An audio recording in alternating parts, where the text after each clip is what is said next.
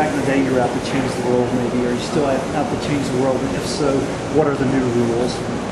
You know what?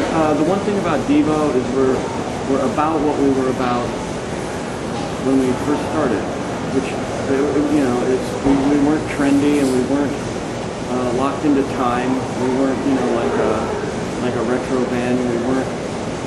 We didn't really have a time. We were about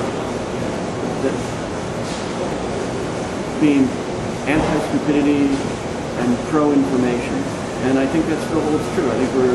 And it made it easier to write songs than I thought it was going to be. You know, I thought, oh no, going back and writing songs.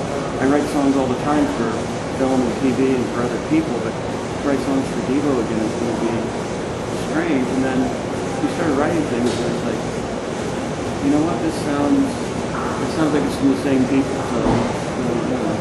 So is DEVO still ahead of the music, or is the music caught up with you? Well, I mean, in a lot of ways, it's caught up and surpassed us. But that's because we were from so long ago. Back in the early 70s, when we first found out about technology called laserdiscs, we were depicting sound and vision and music television before MTV existed, and that's what we were trying to create art for back then. Even laserdiscs, that's what we thought we were creating art for. And we went through a time in our career where we had albums where people said, they call themselves a rock and roll band. There's 2 songs on this record that don't even have a guitar. Or on another album they say, there are 3 songs that have electronic drums. You know, this isn't a real rock band. You know, so, you know, it's like we went through all that kind of stuff.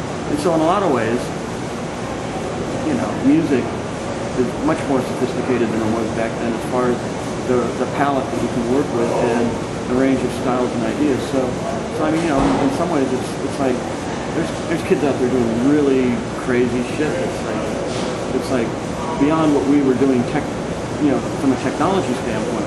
But I think from a conceptual standpoint, which is what was the real important part of DEVO, I think